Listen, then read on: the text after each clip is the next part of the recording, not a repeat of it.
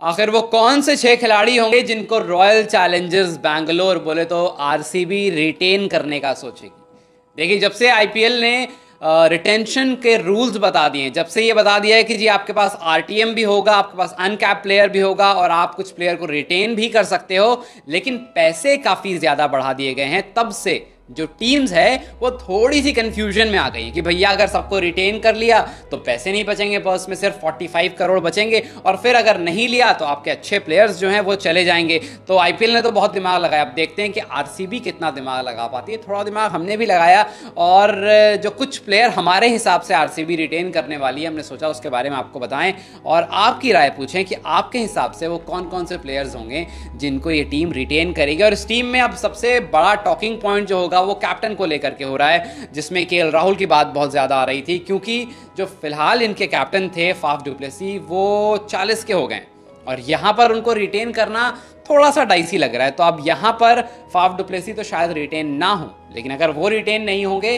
तो कप्तान कौन बनेगा, ये एक अलग मुद्दा है, इस पर हम अलग से किसी दिन बात करेंगे। लेकिन फिलहाल अगर रिटेंशन की बात करें तो पहला नाम वेरी ऑब्वियस, नो ब्रेनर है बिल्कुल, विराट कोहली। और ये भी बहुत ऑब्वियस है कि वो 18 करोड़ में ही रिटेन होंगे, उससे कम में वैसे भी उनको रिटेन करना मतलब कोई वैल्यू नहीं बनती है और अगर मतलब नहीं बनता है। और अगर आपने उनको ऑक्शन टेबल पर छोड़ दिया फिर तो ये 18 जो है ये 36 भी बन सकता है। तो खैर सबसे पहला नो ब्रेनर विराट कोहली 18 करोड़ में रिटेन होंगे।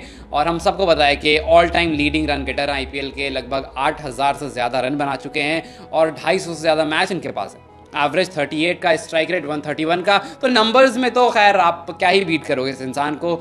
और जो ऑरा ये इंसान अपने साथ कैरी करता है आरसीबी को जिसने बना रखा है वो विराट कोहली है। और विराट कोहली ने जो 55 हाफ सेंचुरीज और 8 सेंचुरीज लगाई है, मतलब इनके नंबर्स का मैंने कहा ना, इनके नंबर्स के बारे आप कुछ नहीं कर सकते हो।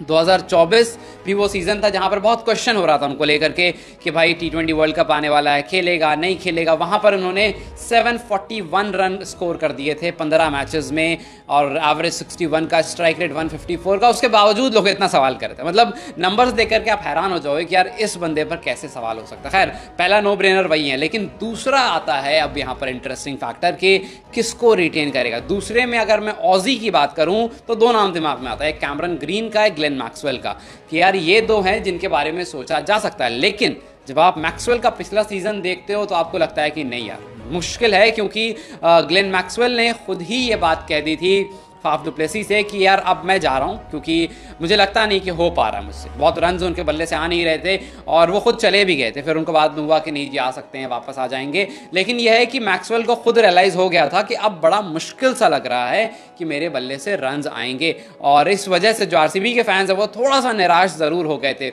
लेकिन उनके साथ कैमरन ग्रीन जिनको बहुत सारे पैसे देकर के ख़रीदा गया था और एक्स फैक्टर की उम्मीद की गई थी कि भाई एक्स फैक्टर होंगे, हालांकि थोड़े बहुत रन्स आए ग्रीन की तरफ से लेकिन उतना कुछ खास नहीं आ पाया। वहीं अगर आप मैक्सवेल की तरफ देखोगे तो मैक्सवेल की तरफ से तो कुछ भी नहीं आया, कुछ 50-52 रन 10 मैचेस में, मतलब कुछ भी नहीं था। तो ये है कि उनका जो सीज़न बेस्ट जो था वो खुद 28 था, तो मतलब उतना कुछ खास रहा नहीं इनका सीज़न।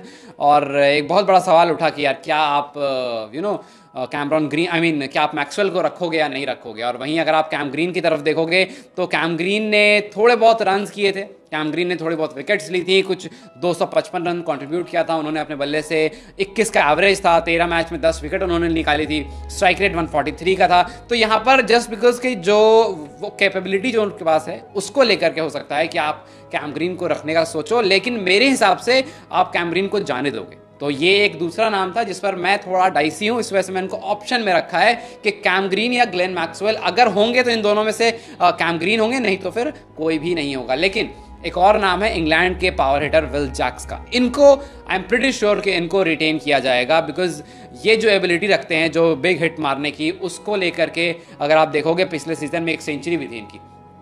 तो जिस तरह से ये बल्लेबाजी करते हैं विल जैक्स, इनके बारे में कहा जा सकता है कि विल जैक्स को आप रखने का सोचोगे। अगर आप बल्लेबाज की बात कर रहे हो, आप मिडिल ऑर्डर की बात कर रहे हो और आप पावर हिटर चाह रहे हो कि भाई हमारे पास एक पावर हिटर रहे, तो दूसरा ये हो सकता है जिनको रिटेन करना थोड़ा श्योर शॉट होगा। बिकॉज पिछली बार जो इन्होंने रन्स करे थे, माना कि हर मैच में नहीं चले थे, लेकिन अगर एक सीज़न के बाद जब ये दोबारा आएंगे, इनको कंडीशन का बेहतर आइडिया होगा। पहली बार आईपीएल खेल रहे थे तो उतना अच्छा आइडिया था नहीं, लेकिन जो इनकी एबिलिटीज़ हैं उसको लेकर के आप कह सकते हो शायद वही एबिलिटी थी जिसने 41 पर 100 बनवाया था।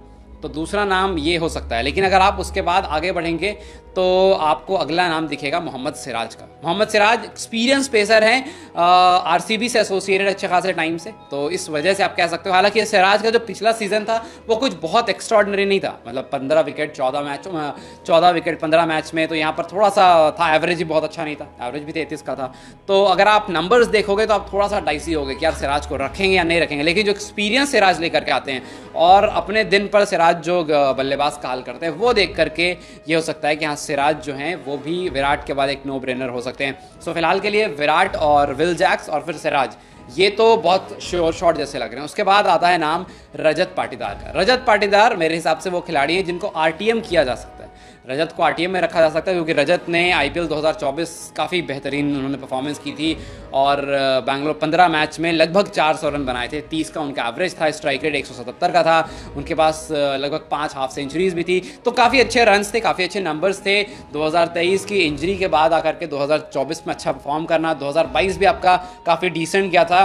तो अब इसलिए मैं कह रहा हूँ कि ये आरटीएम में रखे जा सकते हैं, एक ऑप्शन रखा जा सकता है कि चलो, क्योंकि आप सबको रिटेन नहीं कर सकते हो, आपको सोचना पड़ेगा कि जी क्या वाकई आप सबको रिटेन करके अपने सारे पैसे लगभग 80-85 करोड़ रुपए इनके साथ लगा दोगे और फिर अपनी टीम कमज़ोर बना लोगे, क्योंकि आरसीबी वैसे ही कमज़ोर टीम के लिए जाना जाता है, उनके पास बॉलिंग अटैक काफ़ी कमज़ोर है। तो वो इस बार अच्छा बॉलिंग अटैक लेने का सोचेंगे और उस अच्छे बॉलिंग अटैक में एक अनकैप प्लेयर होगा जिसको लेने का सोचेंगे, जिसका नाम यश दयाल है, जिन्होंने लास्ट ओवर फेंका था, MS धोनी को आउट किया था। तो यश दयाल पर काफ़ी उम्मीद जताई गई थी और खुद विराट कोहली ने काफ़ी भरोसा जताया था। तो इस बार उम्मीद है कि यश दयाल को भी आप अनकैप की तरह रिटेन होते हुए देख सकते हो। तो आरटीएम में हमारे हिसाब से रजत पाटीदार और अनकैप में यश दयाल, ये कुछ ऐसा नंबर्स है, ऐसे प्लेयर्स हैं जो दिख रहे हैं रिटेन होते हुए। लेकिन आपके हिसाब से वो कौन से 6 प्लेयर होंगे जिनको आरसीबी रिटेन करेगा या 6 करेगा या नहीं करेगा? जैसे मैक्सवेल और कैम ग्रीन को लेकर के मैं बहुत डाइसी था, इसलिए मैंने उनको ऑप्शन में रखा है। आपके हिसाब से वो कौन प्लेयर्स होंगे जिनको आरसीबी रिटेन करेगा? मुझे कमेंट सेक्शन में जरूर बताएं। वीडियो अगर पसंद आई हो तो लाइक और शेयर जरूर करें।